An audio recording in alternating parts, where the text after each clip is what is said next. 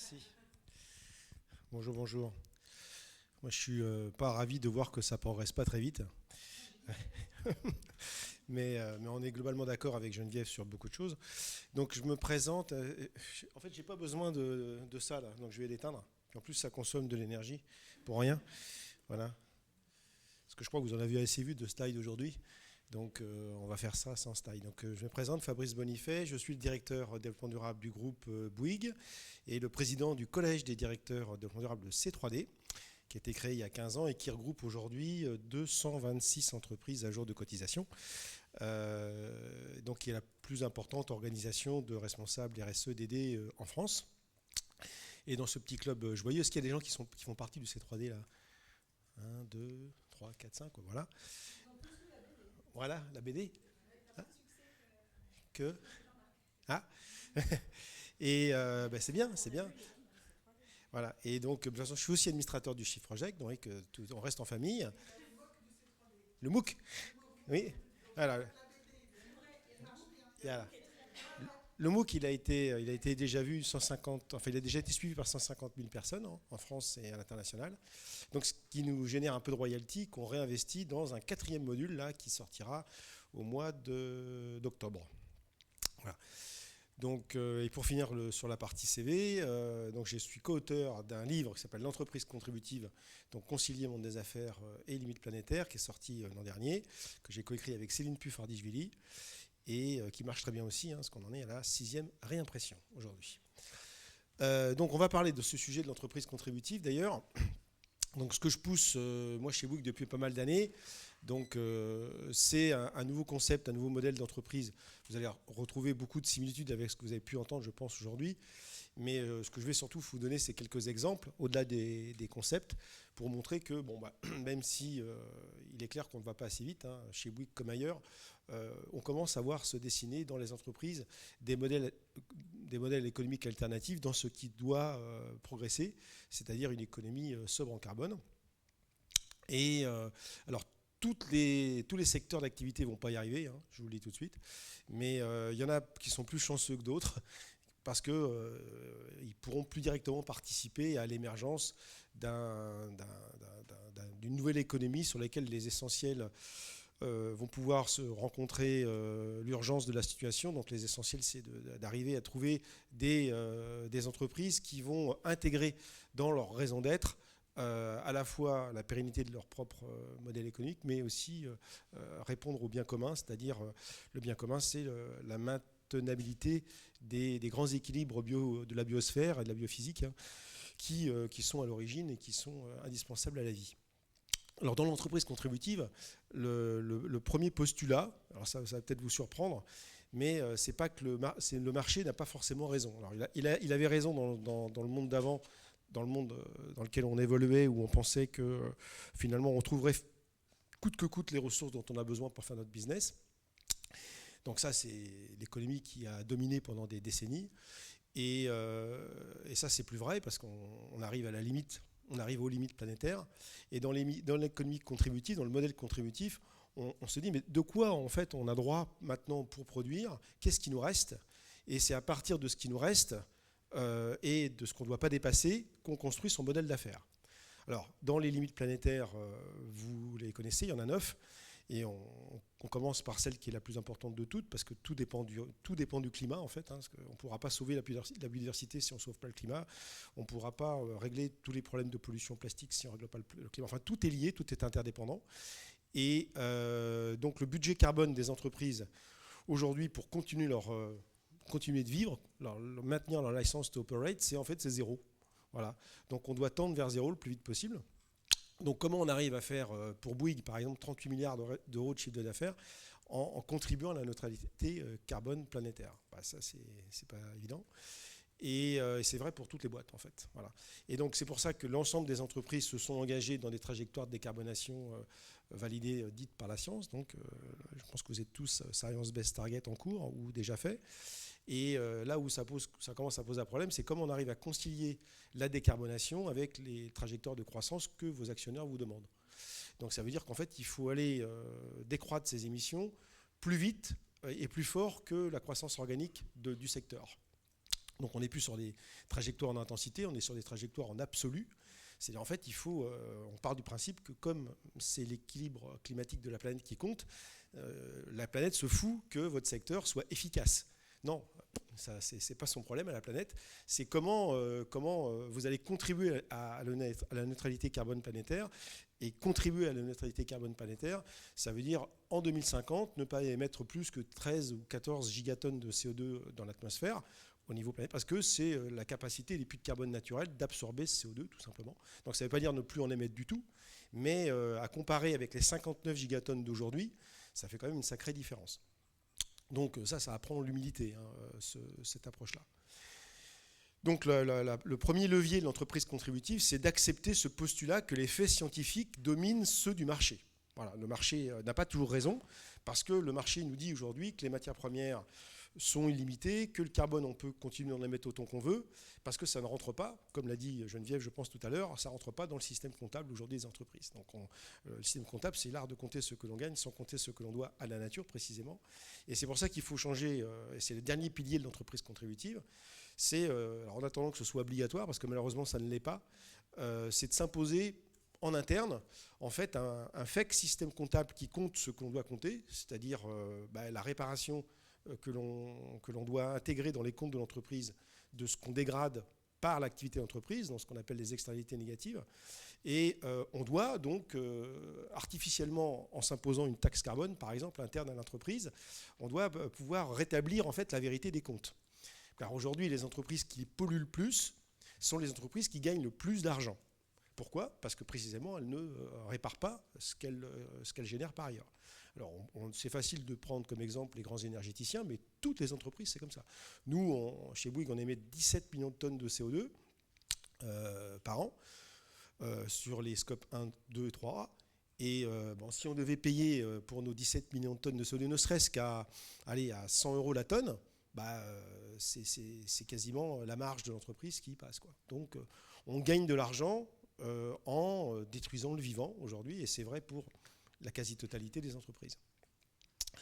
Alors, comment on fait autrement, c'est ça toute la question. Comment on arrive à rester vivant en polluant moins ? Alors, c'est certes, on va gagner beaucoup moins d'argent, ça c'est sûr, mais entre gagner beaucoup moins d'argent et être mort, il faudra peut-être choisir d'en gagner moins. Alors, c'est vrai que ça va être très différent d'un secteur à l'autre, parce que tout le monde est pour la décarbonation, mais personne n'est pour la décroissance. Donc la décroissance, c'est un mot obus. Décroissance, non, ça c'est pas possible. Alors, si on vous pose la question un jour, est-ce que vous êtes pour la décroissance ? Vous dites non. Moi, je suis pour la décroissance des flux physiques carbonés, donc je suis pour la décroissance des émissions de gaz à effet de serre. Donc ça, personne ne peut dire qu'il est contre la décroissance des émissions de gaz à effet de serre. Donc ça, vous gagnez un peu de temps déjà. Et ensuite, c'est vrai que dans la décroissance des flux physiques carbonés, il y a des secteurs qui vont devoir croître pour qu'on décroisse les émissions des gaz à effet de serre.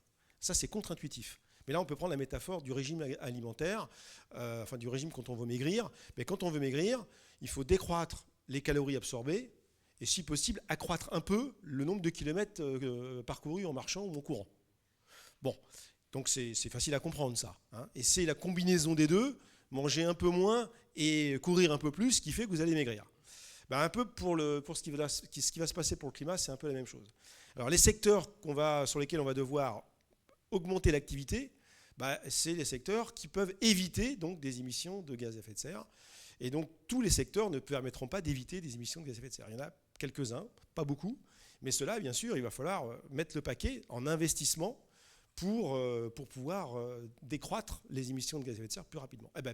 On a de la chance chez Bouygues, c'est que, alors on n'a pas fait exprès, mais il s'avère qu'on a de la chance, c'est que le secteur du BTP, grosso modo entre 25 et 30% des émissions mondiales, 25 en tout cas en France, c'est un secteur qui va devoir investir beaucoup dans la décarbonation des bâtiments qui ont été construits avant toute réglementation thermique.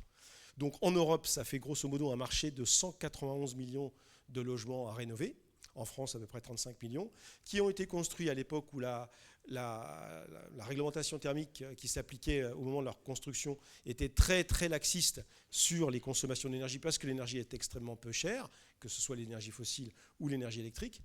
Et donc, ce secteur de la rénovation énergétique du bâtiment, enfin des logements, mais des bâtiments tertiaires également, est un secteur qui va être très porteur dans les 10-15 prochaines années, parce qu'il va falloir qu'on apprenne à déconsommer nos clients, tous les bâtiments qui ont été construits et qui sont aujourd'hui extrêmement énergivores. Donc voilà, donc on a de la chance.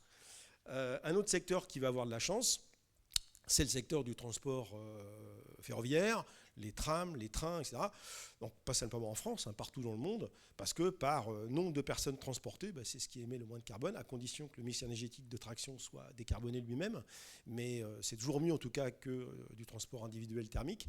Donc ça, ce secteur-là, il devrait aussi, et ça tombe bien chez Bouygues, eh bien, il y a une société qui s'appelle Colas-Rail, qui lui aussi, elle aussi, a beaucoup d'avenir, avec les indicateurs du monde d'avant. Donc c'est des secteurs qui vont croître mécaniquement pour qu'on puisse faire décroître nos émissions de gaz à effet de serre. Par contre, il y a d'autres secteurs, ça va être plus compliqué. Alors l'aviation, bien sûr. Est-ce que finalement, on va pouvoir continuer de voler 2 fois plus en 2040, comme c'est la trajectoire de cette industrie, en émettant 3 fois moins d'émissions de gaz à effet de serre. Alors technologiquement, je ne sais pas si c'est possible. Alors il y en a qui disent oui, on va inventer des avions qui roulent à l'hydrogène, enfin qui volent à l'hydrogène ou je ne sais pas quoi. Enfin bon, quand on fait bien les calculs, on s'aperçoit que ça sera quand même plus compliqué pour ce secteur que pour le secteur du BTP pour la rénovation. Alors chacun doit regarder dans son secteur. Donc le PTEF précisément donne des pistes sur les secteurs sur lesquels il va falloir qu'on investisse, puis les secteurs sur lesquels la réinvention sera plus complexe.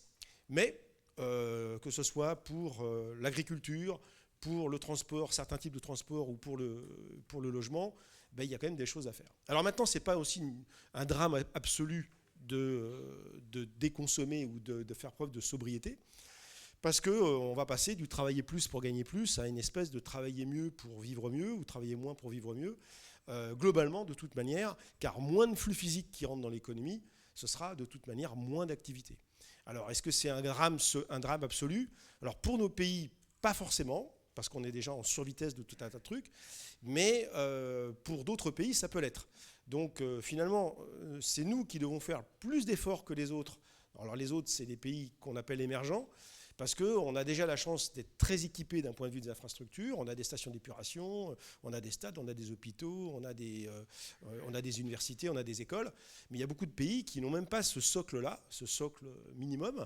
Et cela, il faut peut-être leur permettre de polluer un peu, comme nous on a fait pendant des décennies, pour qu'ils puissent accéder à un niveau de confort matériel, un plafond, un seuil que nous, on a passé depuis longtemps, mais qu'eux n'ont pas encore atteint.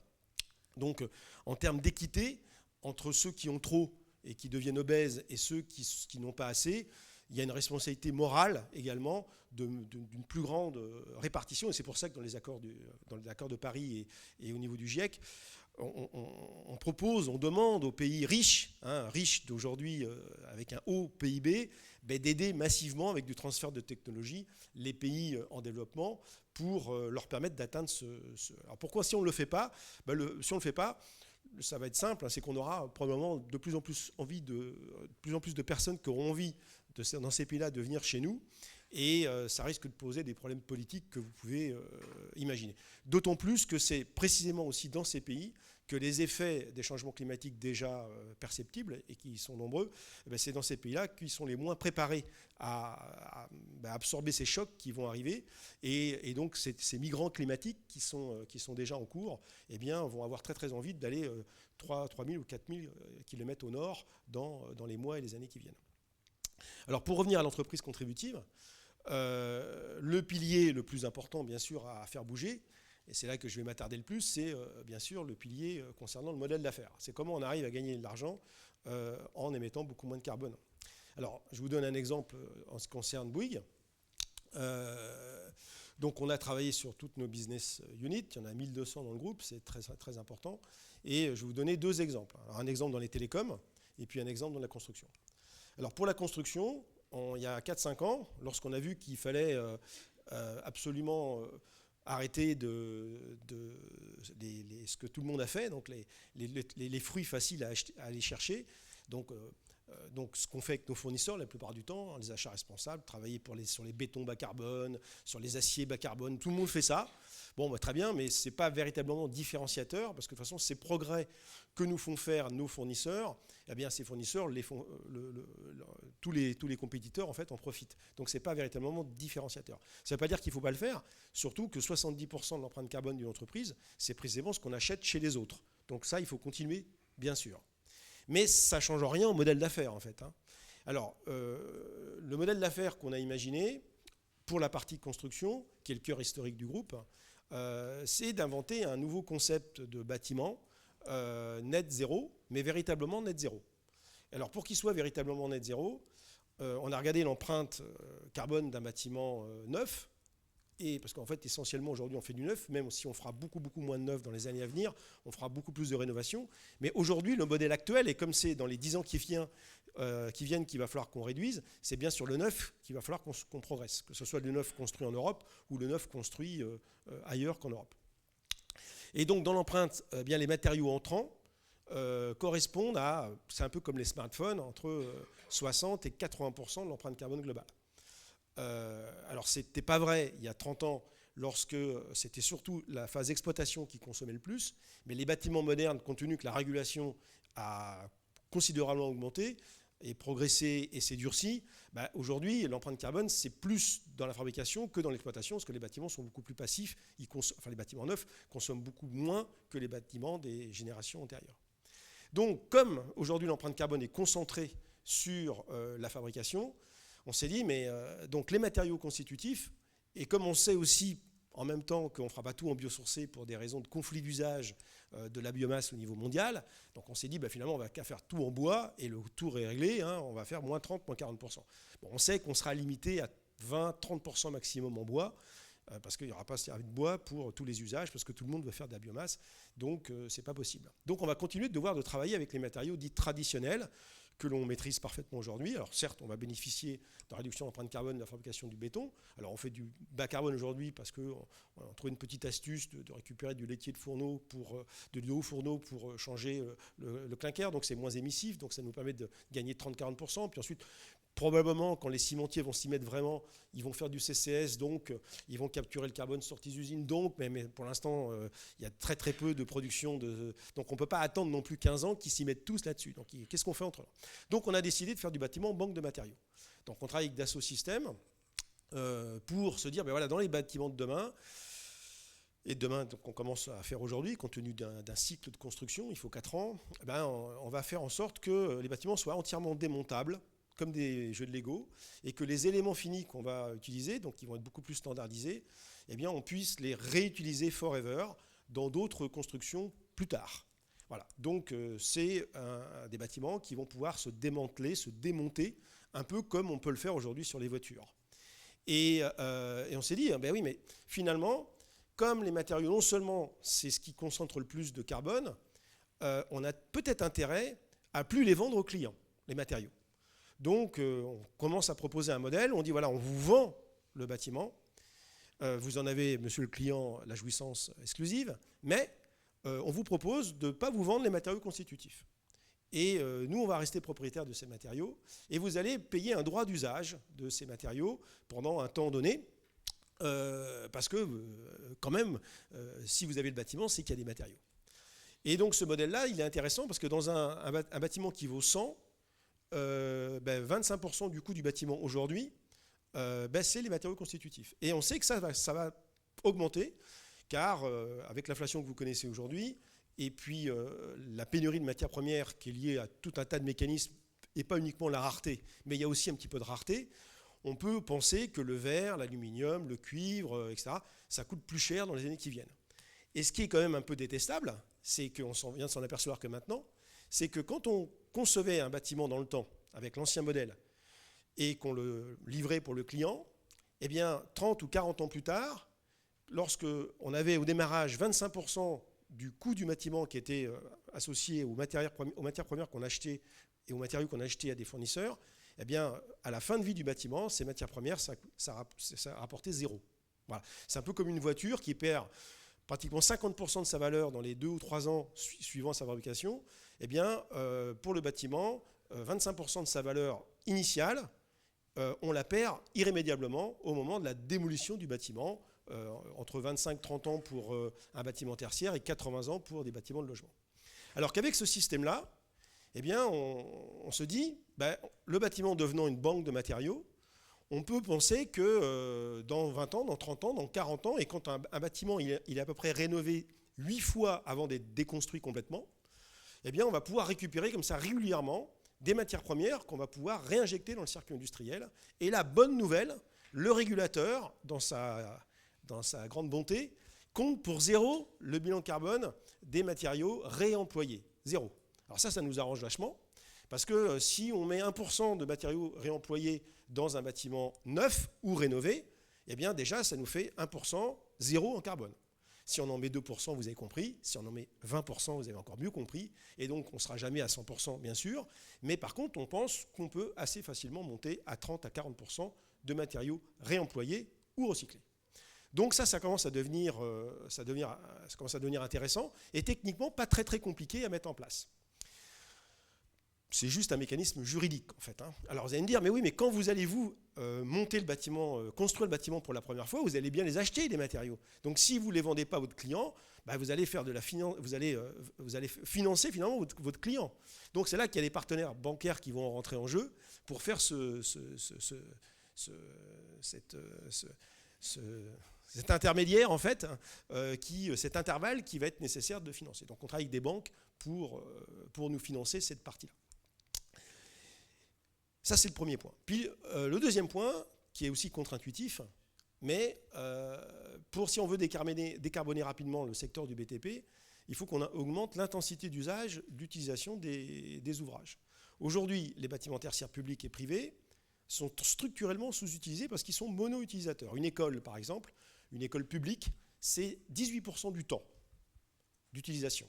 Parce qu'il y a les vacances scolaires, parce que ça ne fonctionne pas la nuit, ça ne fonctionne pas le week-end, etc. Un bâtiment tertiaire privé, c'est entre 25 et 30% du temps en moyenne. Et le logement aussi, c'est structurellement sous-utilisé. Donc là, on propose un truc à nos clients, extraordinaire. On leur dit, écoutez, ce qu'on vous propose, c'est, monsieur le client, quand vous avez l'usage de votre bâtiment sur les différents espaces, vous en avez l'usage exclusif. Mais, quand vous n'êtes pas là, quand vous n'utilisez pas le parking, vous n'utilisez pas le rooftop, vous n'utilisez pas la salle polyvalente, l'auditorium, le restaurant entreprise, nous, on vous propose, bien de faire rentrer le dehors-dedans, c'est-à-dire de faire utiliser par des utilisateurs secondaires les différents espaces que de votre infrastructure. Alors bien sûr, on s'occupe de tout, la sécurité, la remise en état, on s'occupe de la transition entre les différents types d'utilisateurs et on vous donne des garanties bien sûr par rapport à ça. Et on utilise pour ça le modèle économique qui est utilisé dans l'aviation civile d'ailleurs, qui fonctionne très bien depuis des années, qui est le système du yield management, où on considère finalement qu'une infrastructure bâtimentaire c'est comme un avion qui ne vole pas, mais l'objectif, notre obsession, c'est de faire rentrer le dehors-dedans et de monétiser en fait l'utilisation du bâtiment par différentes typologies d'utilisateurs. Ça marche. Alors, le modèle, il existe déjà. Il y a un bâtiment qui fonctionne comme ça depuis déjà 10 ans, qui est le siège social de Unilever, donc dans le quartier d'Hafen City à Hambourg, en Allemagne. Et il y a une partie du bâtiment qui n'est pas sous-louée, bien sûr, parce que c'est la partie où il y a les bureaux. Par contre, toutes les zones mixtes, donc le parking, les salles de gym, les salles de technique, les salles de réunion, l'auditorium, ils ont mis en place tout un écosystème de partenaires qui utilisent ces infrastructures quand Unilever n'en a pas l'usage. Et même en heure ouvrable, d'ailleurs, c'est possible de l'utiliser parce que même en heure ouvrable, Unilever n'utilise pas en permanence son auditorium, etc. Donc c'est possible aussi de l'utiliser en heure ouvrable. Alors c'est beaucoup plus rentable, bien sûr, pour le bâtiment. Pour le propriétaire du bâtiment, c'est plus rentable. Et ça permet d'avoir, in fine, moins de bâtiments construits, parce que si on multiplie par deux, ne serait-ce que par deux, le temps d'utilisation des infrastructures, on va en construire moins. Vous allez dire, mais Bouygues, c'est pas bon pour vous. Mais ce qu'on ne construira plus, on le gagnera en exploitation, en fait. Et c'est plus immatériel et c'est plus bas carbone, et ça sera meilleur pour réduire l'intensité carbone globale de notre chiffre d'affaires. Alors, encore une autre façon de décarboner, vous savez comme moi qu'on va devoir utiliser de plus en plus d'énergie renouvelable. Et le problème des énergies renouvelables, c'est aussi les conflits d'usage. Lorsque vous mettez des fermes solaires sur des terres arables ou dans la campagne des éoliennes, etc., il y a quand même, vous le sentez, on le sent venir dans les zones denses, hein, un petit peu de conflit entre ceux qui en veulent, ceux qui n'en veulent pas. Voilà. Et alors que les infrastructures bâtimentaires, ce sont déjà des infrastructures qui sont construites, hélas, sur des zones qui sont déjà artificialisées. Donc, il y a 10 ans, on avait inventé le bâtiment à énergie positive, hein, chez Bouygues, avec le fameux Green Office de Meudon. Hein. Donc, c'est un bâtiment qui produit plus d'énergie renouvelable qu'il en consomme sur un an. Et comme le photovoltaïque chinois, certes chinois, mais aujourd'hui coûte beaucoup, beaucoup moins cher, vu qu'il a quand même diminué 85% de son coût en watt crête depuis une dizaine d'années, bah, on va se mettre à tartiner partout les bâtiments. Hein, ça, c'est ce qu'on va faire. Et les bâtiments vont pouvoir autoconsommer, c'est ce qui se passe déjà, bah, l'énergie qu'ils produisent. Alors, le gros avantage de l'autoconsommation, c'est que vous payez à un prix constant l'énergie. Il faut rembourser simplement la dette de fabrication de la centrale intégrée bâtie. Mais souvent, là, vous pouvez trouver même des tiers financeurs qui acceptent de financer ce genre de choses. Et aussi, le gros avantage, c'est que quand vous produisez plus que ce que vous consommez, vous pouvez revendre non pas à l'opérateur qui vous rachète ça à un tarif ridicule, mais à vos voisins qui peuvent vous le racheter dès lors que vous êtes 1 centime moins cher que ce qu'ils achètent, eux, à leur opérateur. Donc déjà, le bâtiment devient un centre de profit parce qu'il produit sa propre énergie. Et vous savez aussi qu'en 2035, a priori, c'est la fin des véhicules thermiques. Ça va vite arriver, ça, c'est dans 13 ans. Et que pendant cette période, il va y avoir une montée en puissance importante du nombre de véhicules électriques, même si on sait très bien qu'il n'y aura pas autant de véhicules électriques qu'il y a de véhicules thermiques, loin s'en faut. Mais il y en aura quand même beaucoup plus qu'aujourd'hui. Et ces véhicules thermiques, enfin ces véhicules électriques, ne vont pas faire le plein d'énergie comme on fait aujourd'hui à la station-service. Si, sans doute quelques-uns, mais la plupart du temps, non. Le plein d'énergie électrique se fera dans les bâtiments. Et les bâtiments vont devenir des hubs d'électromobilité intégrée bâtie. C'est-à-dire, en fait, on va utiliser le bâtiment pour alimenter en courant continu les voitures qui seront raccordées à ce bâtiment. Et comme les voitures, elles seront de moins en moins propriétaires, comme aujourd'hui, c'est une personne, un véhicule, pratiquement, hein, comme on n'est pas toujours dans son véhicule, tenez-vous bien, les taux d'usage des véhicules thermiques, c'est 4% d'utilisation pour 96% à l'arrêt. Et donc, ça prend beaucoup de place.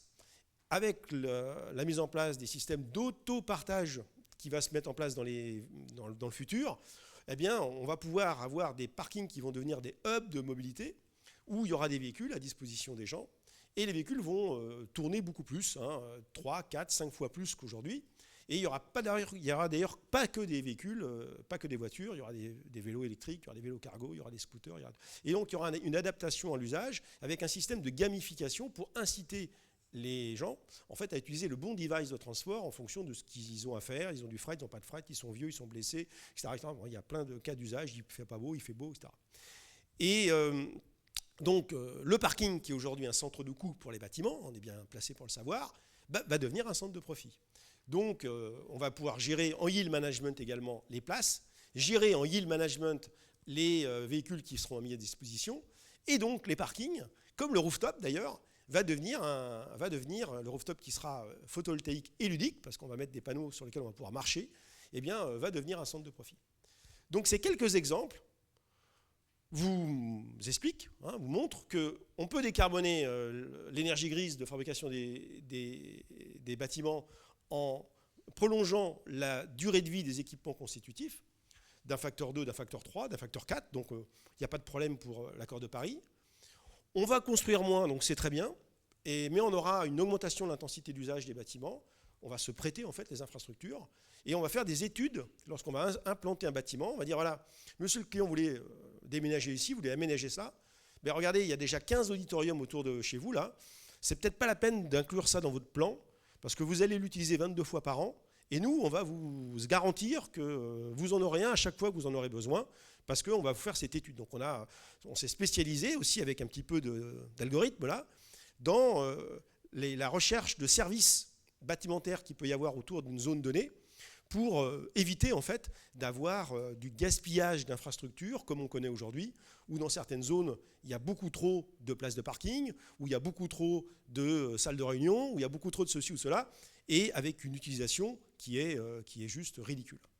Donc toute cette façon, cette nouvelle façon d'imaginer notre business, ben, ce n'est pas forcément très très mauvais pour le compte d'exploitation, c'est même plutôt bon parce que ça va générer des nouvelles recettes, recettes énergétiques, recettes liées au foisonnement, recettes liées au fait que les matériaux, on va pouvoir bénéficier donc de ce qu'ils vont nous rapporter, alors qu'aujourd'hui c'est plutôt un coût lorsqu'on démolit un bâtiment.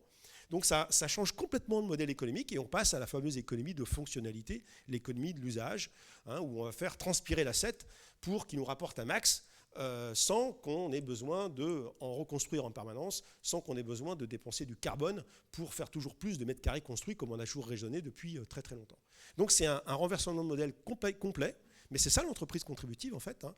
Ça nécessite de remettre tout sur la table. Donc, pour les banquiers, ça n'a pas été évident de comprendre ce que je viens de vous dire. Pour les assurances, je ne vous dis pas. Pour les clients, de dire « Ah ben oui, alors le soir, moi, la journée, j'ai mon parking. Et le soir, il y a des gens qui vont venir dans mon parking parce qu'il y a un restaurant à côté, parce qu'il y a une salle de spectacle, parce qu'il y a des logements. Mais moi, quand j'arrive à 7h le matin, il faut quand même que j'ai une place de parking. » Et là, il va falloir, bien sûr, leur expliquer que « Oui, monsieur, vous inquiétez pas. À 7h du matin, vous aurez votre place. » Tout ça, ça se négocie.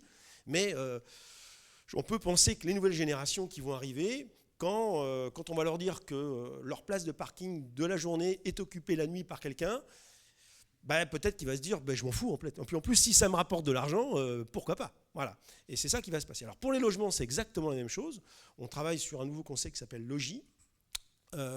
Donc Logis, c'est quoi? C'est un concept de bâtiment et de logement complètement révolutionnaire. On se demande pourquoi on n'a pas eu l'idée plus tôt d'ailleurs. Ou est-ce que vous savez quelle est l'industrie qui sait le mieux utiliser l'espace, un espace contraint de vie, un espace contraint de vie. Il y a deux industries qui savent très bien, les bateaux, les cabines de bateaux et les camping-cars. Alors là, ils sont quand même vachement malins hein, pour dissimuler les lits, voilà. Alors là, on bénéficie quand même d'un petit peu plus de place, hein, heureusement, hein, parce que ça va sur des logements de 94 mètres carrés, 2 minutes, à 15-20 mètres carrés. Et donc l'idée, c'est exactement ça, c'est de faire un système modulaire, reconfigurable en fonction, il y a les enfants, il n'y a pas les enfants, il y a beaucoup de divorcés dans les villes, hein, les enfants arrivent, il y a des amis, et tout est reconfigurable et ça permet d'avoir plusieurs conforts, confort de nuit, confort de jour, on peut faire sa gym, on peut inviter ses amis, on peut tout dégager, parce qu'en fait, le logement a été conçu pour ça, pour que les murs bougent, et les murs intègrent même l'électroménager, intègrent tout ça. Alors c'est assez spectaculaire, hein, mais dès qu'on a fait des expériences clients, on a montré ça à nos clients, ils sont sur le cul quand ils voient ça, ils disent mais c'est exactement ce que je voulais, quoi. J'en ai rêvé, vous l'avez fait, c'est ce dont j'ai besoin aujourd'hui. Et quand on sait le prix du mètre carré dans les villes aujourd'hui, avec ce type de logement, on peut rester plus longtemps dans le même logement, même s'il est plus petit en surface au sol, parce qu'il est reconfigurable. Et ça va probablement aider beaucoup. Et donc du coup, plus de gens sur moins de surface, vous avez compris, c'est moins de carbone, tout simplement. Donc ce concept-là, Logis, devrait aussi progresser. Alors on en a 60 des comme ça, des modèles d'affaires. Je vous en donne un dernier sur la téléphonie, parce qu'on me pose souvent la question sur Bouygues Télécom. Donc on vient de lancer une nouvelle offre que vous pouvez prendre demain matin, hein, que c'est l'offre source. Alors on n'a pas fait encore beaucoup de pub là-dessus, mais ça va venir. L'offre source, c'est 10 gigas, 10 €, donc c'est le prix du marché. Sauf que c'est 10 gigas capés, parce que bon, quand on regarde un peu la moyenne des consommations de gigas, sauf si vous êtes un hyper geek, vous les consommez quasiment jamais, vos 10 gigas, vous êtes plutôt aux alentours de 3 à 5, si vous êtes dans une utilisation normale de votre forfait. Et là, on dit aux clients, si vous faites attention à ne pas télécharger d'une façon schizophrénique, à ne pas faire de streaming dehors, si vous regardez vos vidéos en basse définition, eh bien tous les gigas que vous ne consommerez pas, eh bien, ça va créer des gouttes. Des gouttes, c'est de l'argent, et vous pouvez réaffecter ces gouttes à des œuvres caritatives que vous choisissez. Donc, vous faites du bien aux autres. Vous faites du bien à la planète, vous faites du bien à des œuvres sociales. Donc, c'est une incitation positive à la déconsommation. Ça marche. Ça marche. Alors, ça ne marche pas avec tout le monde, mais ça marche à tous ceux qui sont un peu pas trop égoïstes, qui sont à peu près conscients que finalement, c'est bien de partager, c'est bien de faire preuve de solidarité. Et cette offre source qu'on propose aujourd'hui, on va la proposer en B2B, bien entendu, dans quelques temps. On est en train de fabriquer l'offre B2B pour que les entreprises, comme ça, incitent leurs collaborateurs à déconsommer d'une façon intelligente. Le but, ce n'est pas de les contraindre. Le but, simplement, c'est de leur donner quelques astuces pour dire bah, tiens, tu peux peut-être attendre d'être en Wi-Fi pour faire ceci ou cela. Donc le but, ce n'est pas non plus pour ceux qui ont besoin de data, bah, ils auront toute la puissance qu'il faut, mais c'est une incitation à la responsabilité, tout simplement. Donc vous voyez, c'est ça l'entreprise contributive. C'est dans le livre Entreprise contributive que j'ai coécrit avec Céline, on présente le business model de 43 entreprises. J'ai pris qu'un seul exemple Bouygues pour pas que ça soit Bouygues contributif. Hein. Donc on prend beaucoup d'exemples d'autres entreprises, bien entendu, et pour montrer que dans tous les secteurs, on est capable d'aujourd'hui faire du business autrement. Je vous remercie.